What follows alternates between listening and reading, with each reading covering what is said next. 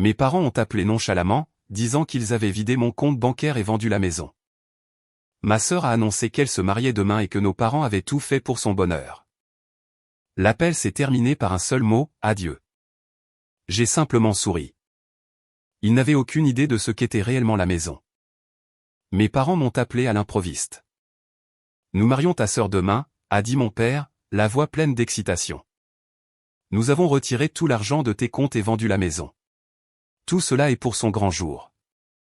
Ma mère est intervenue en disant que c'était le moyen idéal de donner à leur fille cadette le départ qu'elle méritait. Ma sœur a renchéri, s'extasiant sur son fiancé et les remerciant d'avoir tout géré. L'appel s'est terminé par un « salut » décontracté de la part de mon père. J'ai à peine prononcé un mot, juste quelques brèves questions pour m'assurer que j'avais bien entendu. Mon nom est Élodie Cassel. J'ai 39 ans. Et à ce moment-là, debout dans mon salon calme à Boulogne-Billancourt, juste à l'extérieur de Paris, j'ai senti le monde se dérober sous mes pieds. Ils avaient pris tout ce qu'ils pensaient que je possédais, chaque euro que j'avais économisé au fil des ans, la propriété qu'ils croyaient être mon seul véritable actif, tout était parti. Juste comme cela, pour un mariage, pour le bonheur de ma sœur. Mais alors que la ligne se coupait, quelque chose d'étrange s'est produit.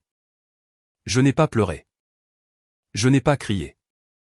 J'ai posé le téléphone, j'ai fixé le mur pendant une longue minute, puis j'ai ri. Pas un rire amer, pas encore. Un rire calme et tranchant qui m'a surprise moi-même. Parce que ce qu'ils ne savaient pas, ce qu'ils n'auraient jamais pu deviner, c'était que la maison qu'ils avaient vendue, celle qu'ils étaient si fiers de liquider pour son avenir parfait, n'était pas celle où j'habitais réellement. Ils venaient de se débarrasser de la seule chose qu'ils pouvaient véritablement toucher. La vraie maison, celle dans laquelle je me tiens en ce moment, est une toute autre histoire. Une histoire dont ils n'ont aucune idée. Je suis ravi que vous soyez ici avec moi pour cela. S'il vous plaît, cliquez sur le bouton « J'aime » si vous êtes déjà captivé et laissez un commentaire pour me dire depuis quelle ville vous regardez en ce moment. Je veux voir jusqu'où cette histoire voyage. Restez avec moi jusqu'à la toute fin, car vous n'allez pas croire ce qui s'est passé ensuite. Je vous raconte tout. Mon nom est Élodie Cassel. J'ai 39 ans et je vis seul dans une confortable maison de 3 chambres à Boulogne-Billancourt, la banlieue paisible au sud-ouest de Paris. Le quartier est calme, avec des rues larges, des platanes bordant les trottoirs et des familles qui saluent de la main quand elles passent. C'est assez loin du centre de la capitale pour que le tumulte ne parvienne pas ici la nuit, mais assez proche pour un trajet rapide en voiture quand j'en ai besoin. J'ai acheté cet endroit il y a 8 ans après avoir économisé pour un apport initial qui m'a semblé prendre une éternité. Elle est maintenant libre de toute hypothèque, et cette liberté signifie tout pour moi. Je travaille à domicile en tant qu'analyste principal en cybersécurité pour une grande entreprise technologique basée à Lyon. Mes journées sont consacrées à la surveillance des réseaux, à l'enquête sur les brèches potentielles et à m'assurer que les données sensibles restent exactement là où elles doivent être. Le travail exige une vigilance constante, chaque connexion, chaque transfert et chaque motif inhabituel doit être remis en question. Cet état d'esprit a déteint sur ma vie personnelle. Je vérifie mes comptes régulièrement, je tiens des registres détaillés et je ne partage jamais plus d'informations que ce qui est absolument nécessaire. Ou du moins, je pensais que je ne le faisais pas. Avec le recul, les différences dans la façon dont mes parents nous traitaient, ma sœur cadette et moi, ont commencé par de petites choses, mais se sont accumulées avec le temps. Mélodie a 12 ans de moins que moi, c'est le bébé surprise qui est arrivé alors que j'étais déjà au collège. Dès le début, les choses ont penché en sa faveur. Quand elle voulait des cours de danse ou un camp de vacances, l'argent apparaissait. Quand j'avais besoin d'un appareil dentaire ou des frais d'inscription à l'université, j'entendais des phrases comme « tu es plus âgé ». Tu comprends la gestion d'un budget, ou « les finances sont serrées cette année ». Il ne criait jamais et ne faisait pas de scène, c'était juste une redirection calme et constante des ressources vers elle. Le lycée en était un exemple clair. Mélodie a été envoyée dans une académie privée avec des classes à effectifs réduits et un excellent programme de théâtre. Mes parents ont couvert chaque dépense.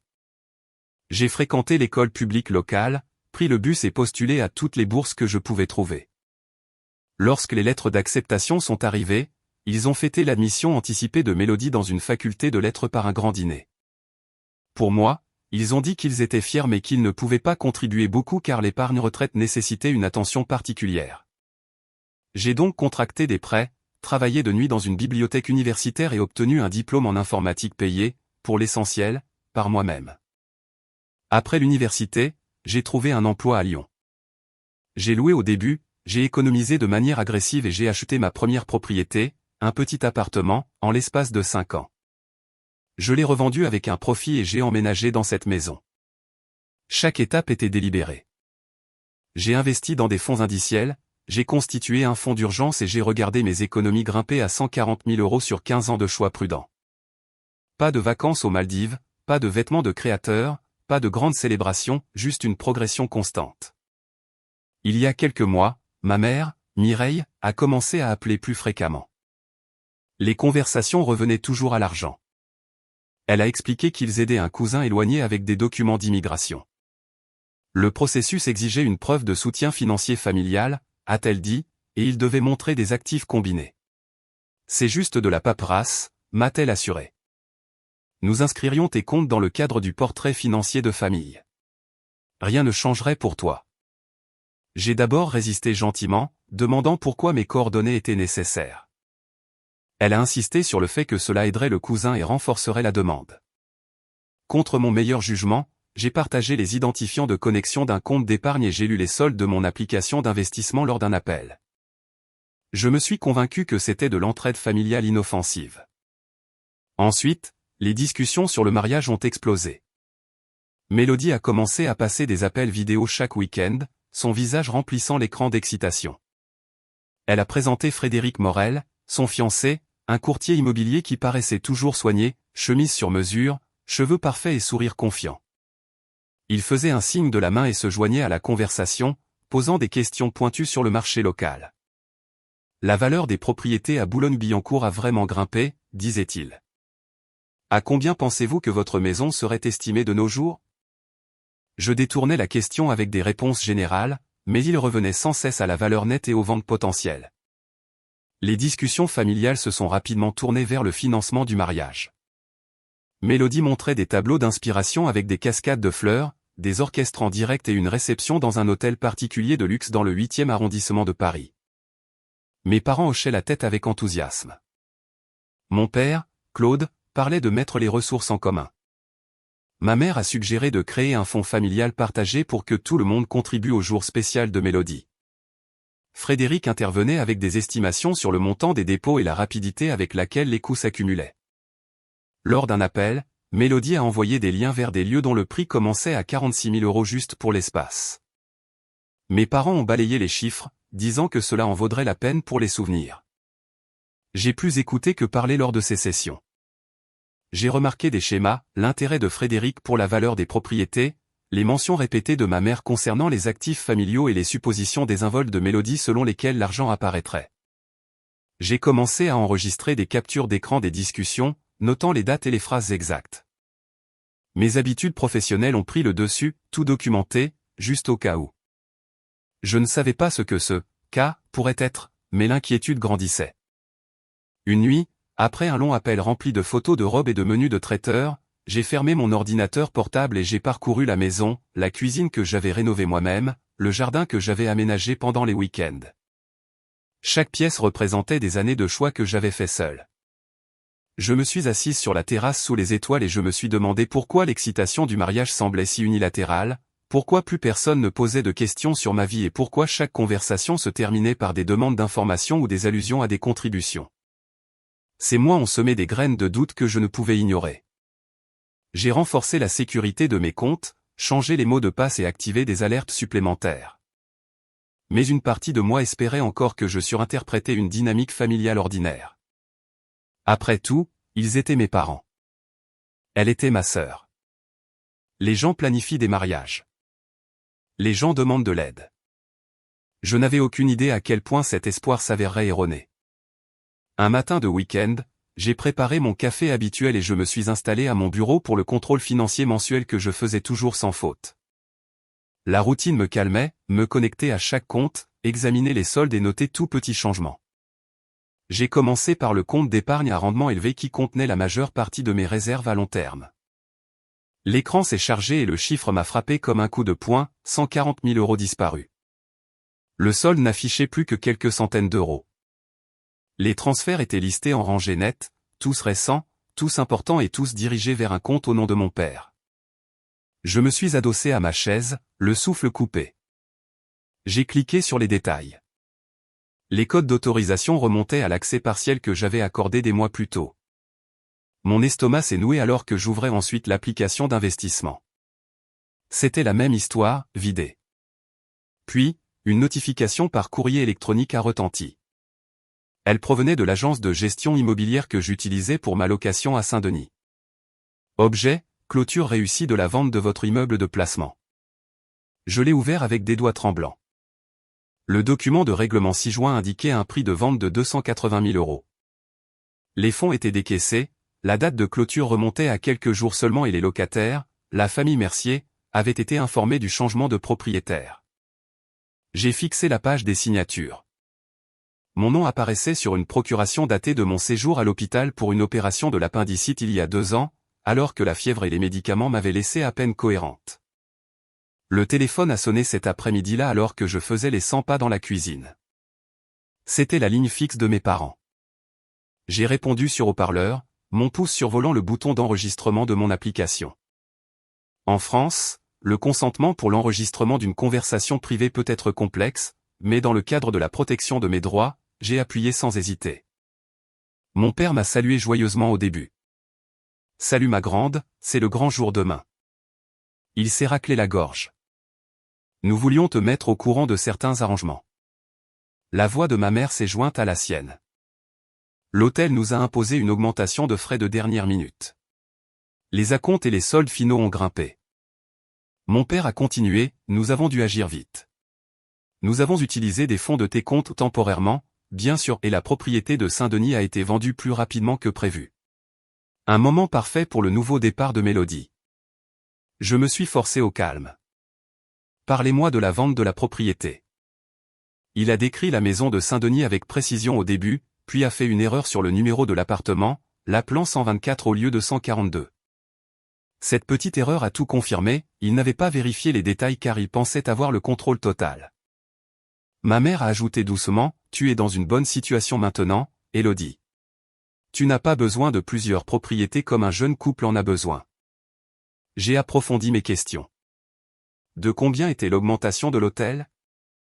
Mon père a donné un chiffre qui ne correspondait pas au devis que Mélodie avait partagé plus tôt. J'ai posé des questions sur le calendrier de remboursement. Et a répondu, bientôt, de manière évasive. Ma mère a mentionné que ma retraite me couvrirait largement plus tard. Chaque réponse enrichissait le dossier sur mon téléphone, des aveux enveloppés d'excuses. La voix de Frédéric est apparue brièvement en arrière-plan, riant du fait que tout se mettait en place. Mélodie m'a salué rapidement, remerciant tout le monde d'avoir rendu sa journée parfaite. J'ai prolongé l'appel avec des questions neutres, les noms du traiteur, le nombre d'invités et les plans pour la lune de miel. Ils ont répondu librement, redevenant détendus. Quand mon père a finalement dit « à demain » et a mis fin à l'appel, le silence a envahi la pièce. Une vague de froid m'a envahi. La trahison a été pleinement ressentie, mes parents et ma sœur sacrifiant ma sécurité financière pour une fête. Mes mains étaient engourdies en tenant le téléphone. J'ai réécouté l'enregistrement une fois, entendant leur ton décontracté discuter du vol de l'œuvre de ma vie. Mais au milieu du choc, une clarté a émergé. Ils n'avaient saisi que ce que je leur avais laissé voir, les économies que j'avais mentionnées et la location enregistrée simplement à mon nom pour faciliter les impôts.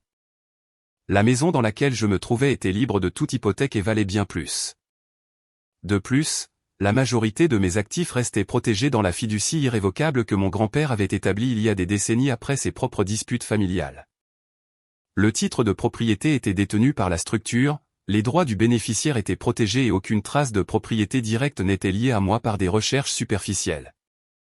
Ils avaient surestimé leur coût sur les éléments de surface, pensant que c'était tout ce qu'il y avait.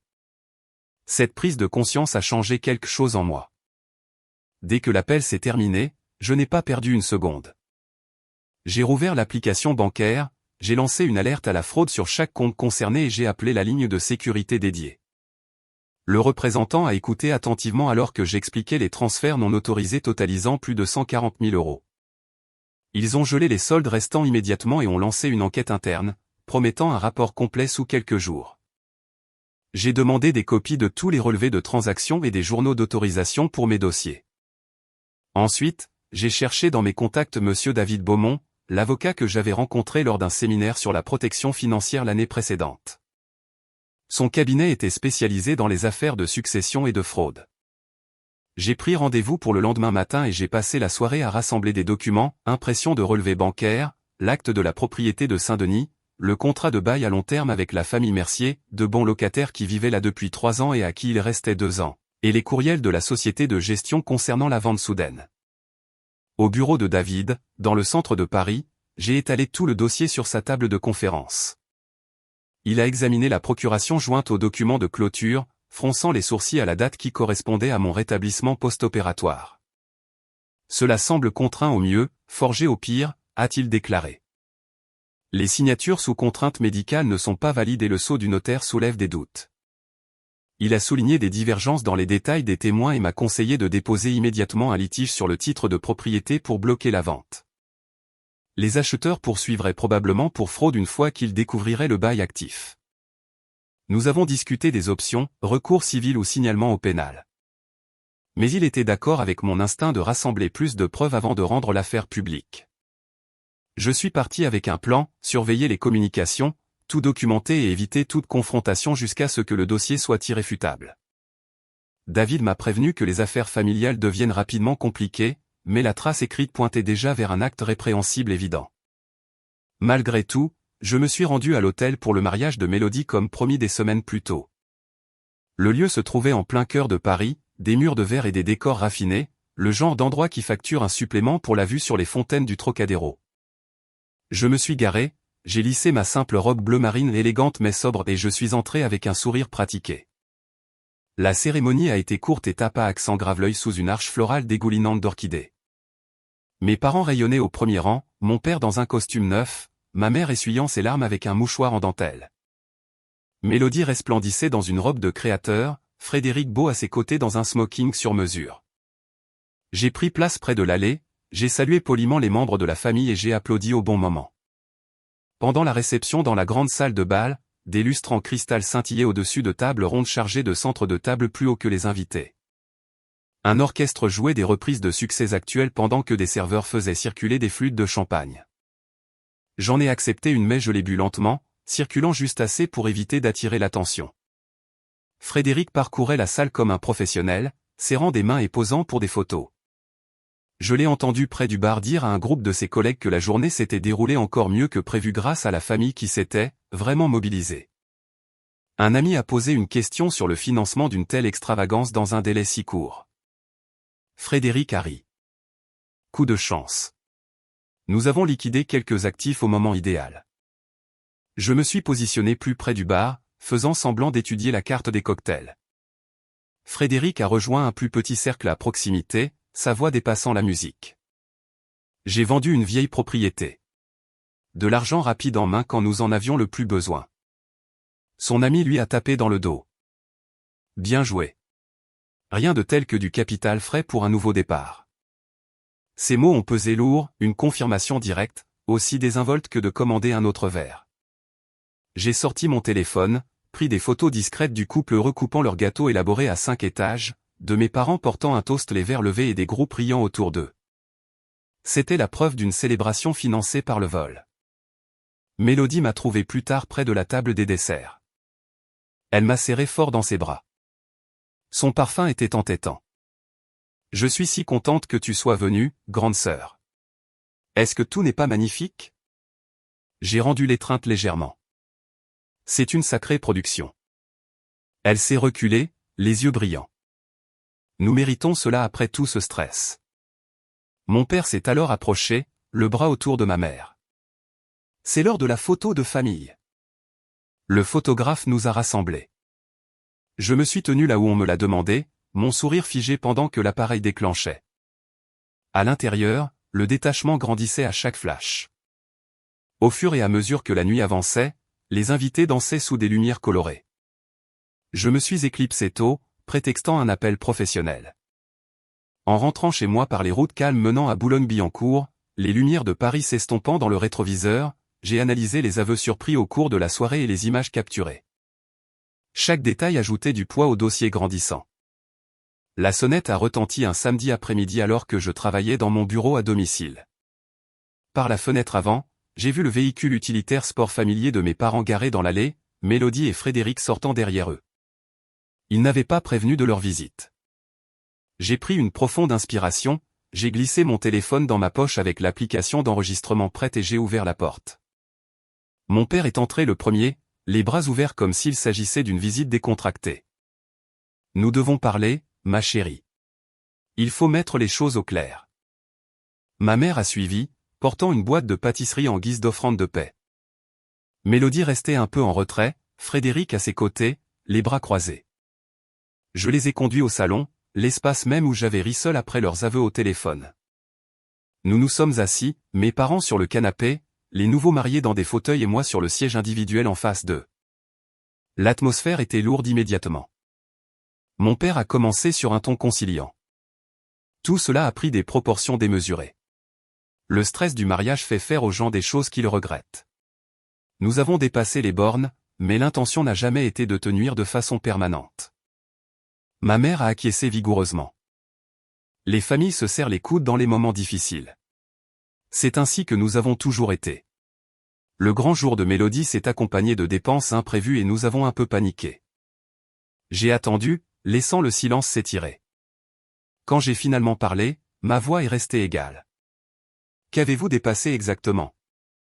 Mon père a bougé nerveusement. Emprunter sur tes comptes, vendre la location.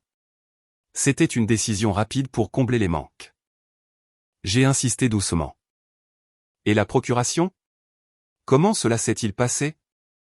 Et a hésité, puis a fait un geste de la main. Tu étais à l'hôpital après ton opération de l'appendicite il y a quelques années. Nous t'avons apporté des formulaires d'assurance à signer, juste des compléments pour s'assurer que tout était couvert. Tu étais hébété, mais tu as signé. Cet aveu a été percutant, une admission directe d'avoir présenté des documents pendant un rétablissement où les médicaments contre la douleur embrumaient mon jugement. J'ai appuyé discrètement sur le bouton d'enregistrement dans ma poche. Ma mère est intervenue. Tu vois, tout était en règle, pour ta protection. Mélodie a parlé doucement pour la première fois. Tu exagères complètement les choses. Ce n'est pas comme si nous ne t'avions rien laissé. Frédéric s'est penché en avant, les coudes sur les genoux. Écoute, Élodie, personne n'est parfait, mais traîner les banques et les avocats dans des affaires de famille. C'est extrême. Abandonne les rapports. Laisse tomber et nous passons à autre chose. J'ai croisé son regard. Passer à autre chose par rapport à quoi, exactement? Son ton est devenu plus tranchant. À cette rancune que tu entretiens. Nous te rembourserons progressivement à des conditions raisonnables. Mais si tu continues à t'en prendre aux gens, tout le quartier sera au courant.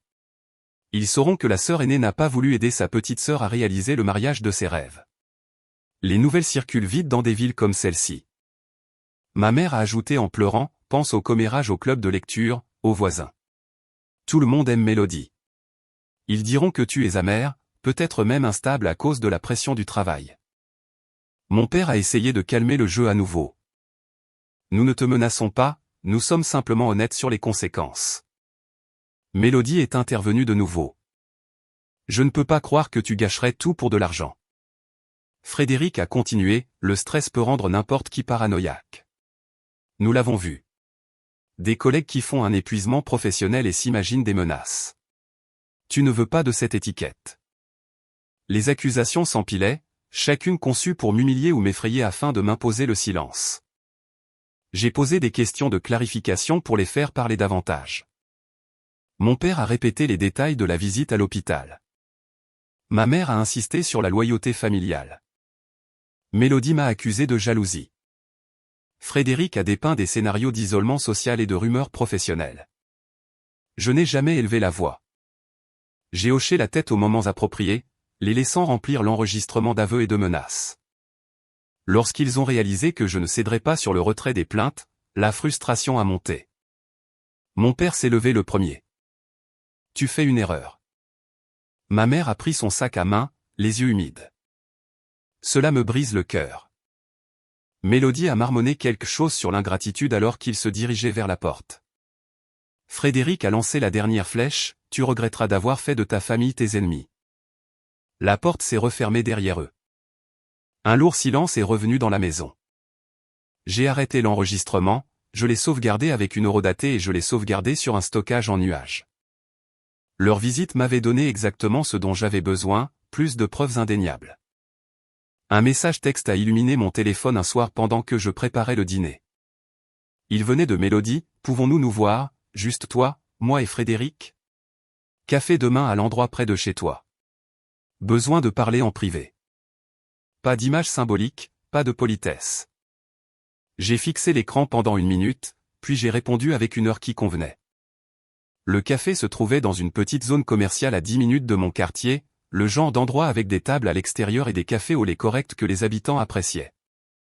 Je suis arrivé en avance, j'ai choisi un box dans un coin à l'intérieur pour plus d'intimité et j'ai commandé un café noir. Ils sont arrivés exactement à l'heure, Mélodie portant des lunettes de soleil malgré le ciel couvert et Frédéric dans une chemise boutonnée qui semblait fraîchement repassée. Ils se sont glissés dans le siège en face de moi sans embrassade ni sourire. Frédéric a immédiatement sorti une chemise cartonnée et l'a ouverte sur une feuille de calcul imprimée. Il y avait des colonnes pour les mois, les taux d'intérêt et les montants des paiements. Il l'a poussée vers moi. C'est équitable, a-t-il commencé d'une voix calme et professionnelle.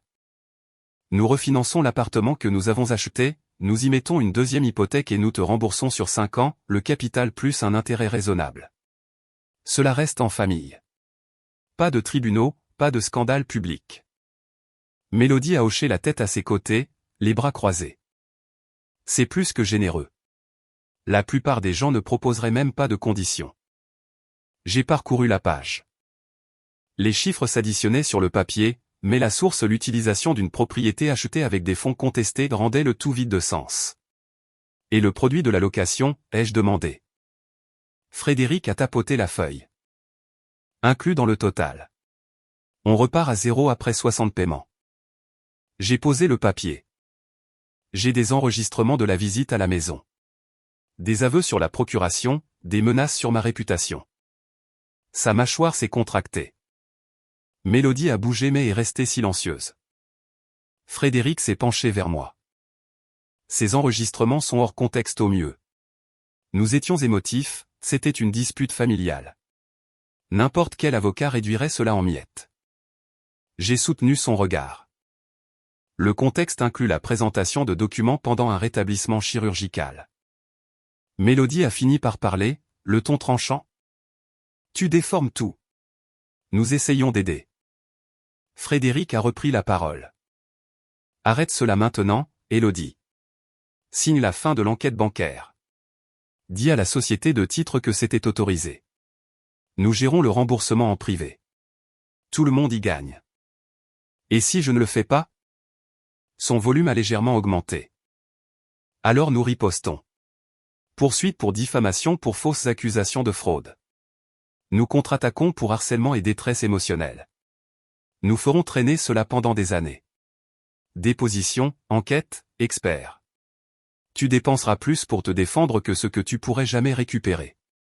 Ton employeur n'aimera pas non plus la publicité, une professionnelle de la cybersécurité impliquée dans un scandale familial. Mélodie a ajouté froidement, les gens nous croiront. De charmants jeunes mariés contre la sœur solitaire qui n'a pas voulu aider. Les menaces étaient calculées, conçues pour m'épuiser et m'isoler. J'ai laissé le silence s'installer en les observant. L'assurance de Frédéric a craqué en premier, ses doigts tambourinant sur la table. Mélodie a retiré ses lunettes de soleil, le regard dur. Ce n'est qu'à ce moment-là que le changement est survenu. La voix de Mélodie s'est brisée. Comment peux-tu me faire cela, à moi, ta propre sœur? Des larmes ont commencé à couler, réelles ou jouées, je ne pouvais plus faire la différence. Je pensais que tu voulais mon bonheur. Frédéric a passé un bras autour d'elle. Tu vois ce que tu provoques. Je me suis levé lentement. Je ne signerai rien. Frédéric a ramassé le dossier. Tu regretteras d'isoler toute la famille. Mélodie a essuyé son visage. N'attends plus d'invitation. Ils sont partis sans finir leur boisson, la clochette au-dessus de la porte tintant derrière eux. Cette nuit-là, après avoir repassé la conversation dans ma tête, j'ai appelé mon oncle Albert. Il avait toujours été l'élément à part dans la famille, le frère cadet de mon père, veuf tôt, sans enfant, vivant tranquillement à Nantes. Il a décroché à la deuxième sonnerie. Je lui ai tout raconté, les transferts, la vente, le mariage, les confrontations et la réunion d'aujourd'hui. Il a écouté sans m'interrompre, quelques exclamations de surprise étant les seuls bruits qu'il faisait. Quand j'ai eu fini, il a parlé doucement. Ton grand-père m'avait mis en garde contre ce côté de la famille il y a des années. Le favoritisme engendre un sentiment de droit. Tu n'as rien fait de mal en protégeant ce que tu as gagné. Je lui ai demandé s'il accepterait de témoigner sur les comportements qu'il avait observés au fil des décennies. Absolument, a-t-il dit. Témoin de moralité, discussion financière que j'ai surprise, tout ce qui peut t'aider. Ils ne vont pas t'intimider pour t'enlever ce qui est juste. Nous avons parlé plus longuement de la fiducie de mon grand-père et de la façon dont il l'avait structurée spécifiquement pour éviter exactement ce genre d'accaparement. Albert se souvenait des conversations, des raisons. Son soutien a été comme le premier terrain solide sous mes pieds depuis des semaines. Le lendemain matin, j'ai pris un autre rendez-vous avec David Beaumont. J'ai apporté les dossiers mis à jour, le nouvel enregistrement du café, les mises à jour de l'enquête bancaire montrant des schémas non autorisés clairs et la correspondance de la société de titres remettant en question la validité du notaire. David a tout examiné méthodiquement. Cela entre dans le domaine criminel, fraude, faux et usage de faux et potentiellement des lois sur l'abus de faiblesse, même si les rôles étaient inversés. Avec le calendrier de l'hospitalisation et l'expulsion des locataires, les procureurs vont s'y intéresser. J'ai hoché la tête. Je suis prête. Nous avons préparé la plainte officielle, un signalement au pénal pour fraude financière et faux en écriture, ainsi qu'une poursuite civile pour recouvrement et dommages-intérêts. David a déposé le tout par voie électronique l'après-midi même, avec des copies au procureur de la République et au ministère de la Justice pour les crimes financiers.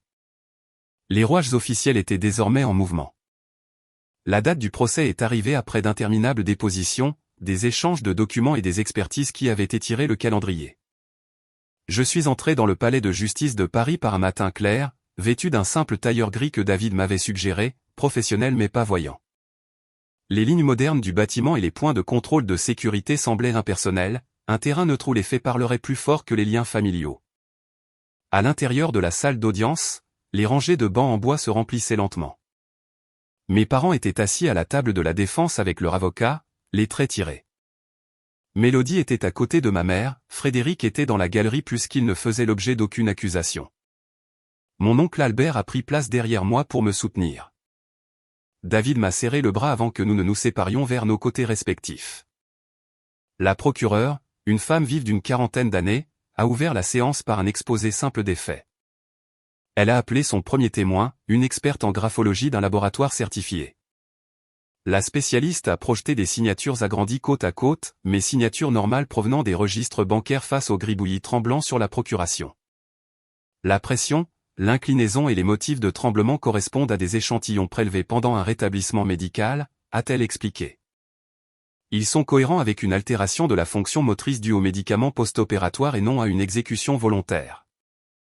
Le contre-interrogatoire a tenté de trouver des failles, suggérant le stress ou la hâte, mais l'experte est restée ferme avec ses comparaisons scientifiques. Vint ensuite Monsieur et Madame Mercier. Ils ont décrit avoir reçu des avis d'expulsion abrupts après des années de loyer payé à temps et un bail valide. Il nous restait 14 mois, a déclaré Monsieur Mercier. Soudain, des inconnus ont revendiqué la propriété. La procureure a affiché le bail et les documents de clôture, soulignant comment la vente avait ignoré les droits des locataires, transformant l'acte en fraude intentionnelle.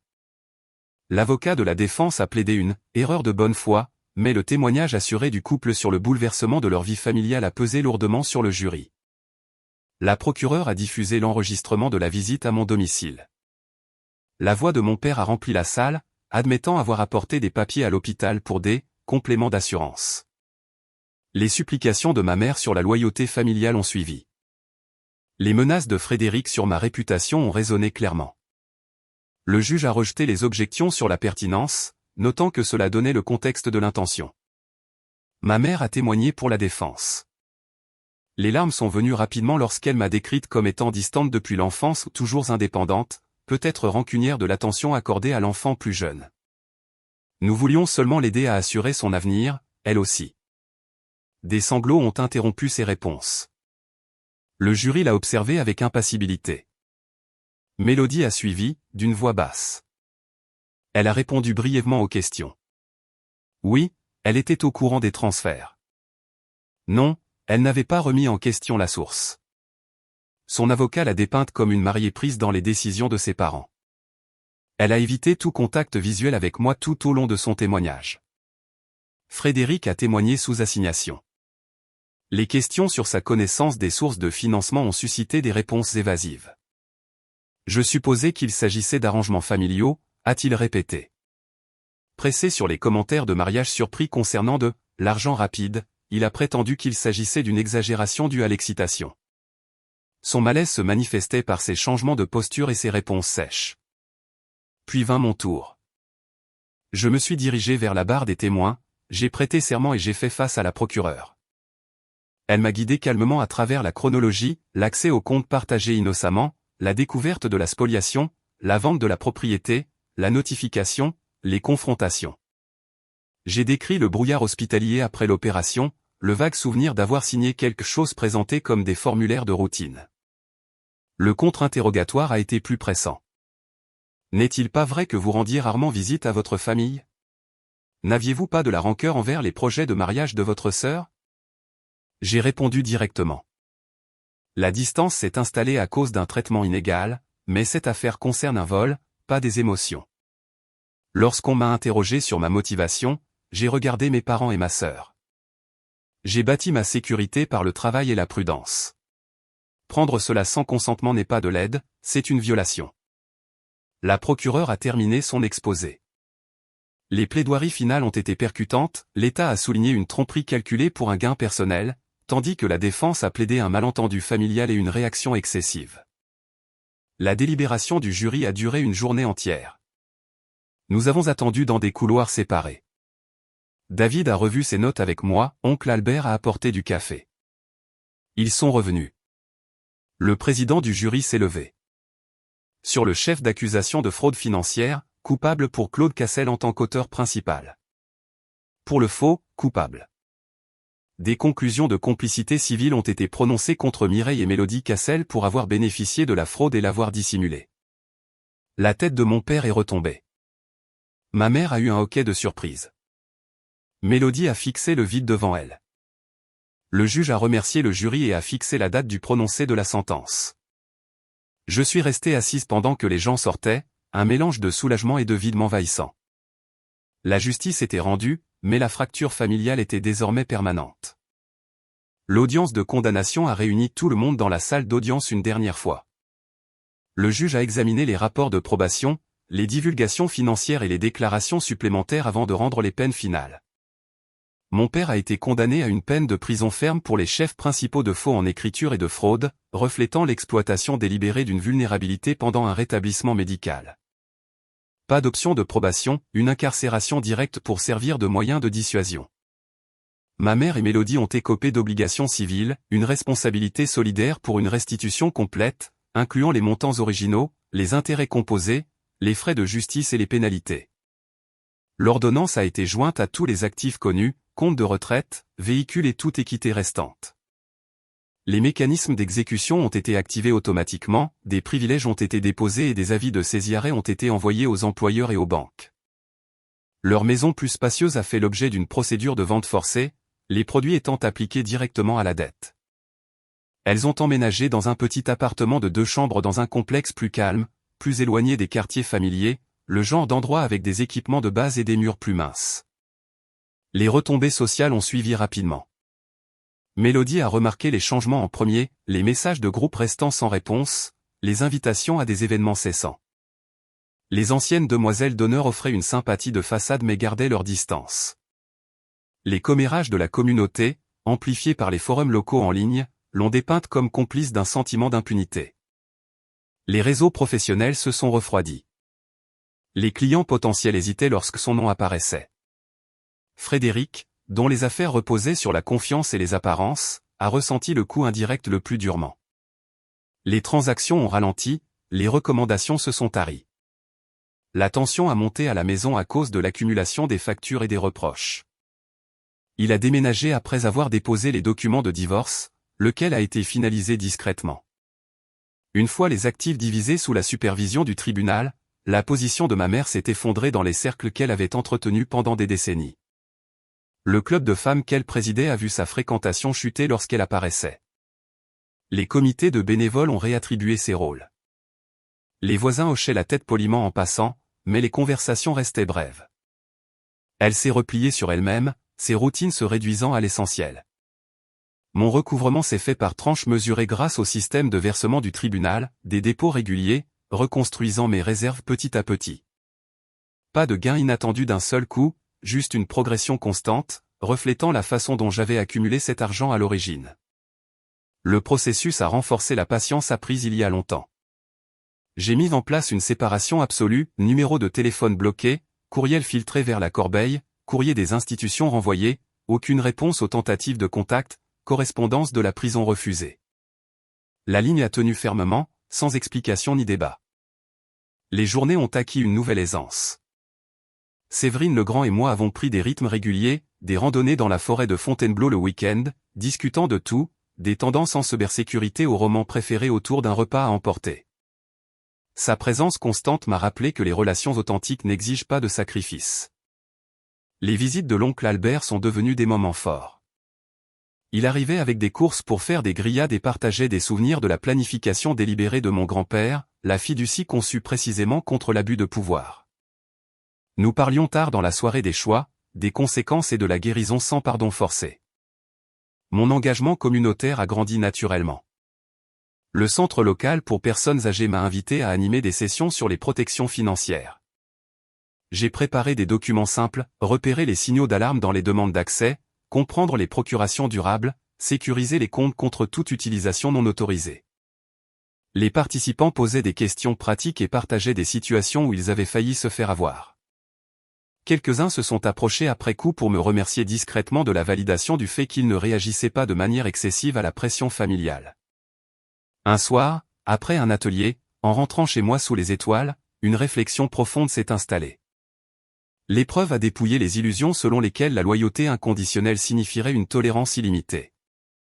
Le vrai respect exige la réciprocité. Les limites protègent la dignité quand les autres ne le font pas. J'en suis venu à considérer la rupture des liens toxiques comme de l'autopréservation et non comme une punition. La paix gagnée grâce à des limites fermes l'emporte sur une harmonie forcée. Aider les autres à reconnaître des schémas similaires donne un sens à la douleur. La leçon est plus claire maintenant, l'amour sans égard mutuel devient de la complaisance. La force réside dans le choix de sa propre valeur plutôt que dans une souffrance.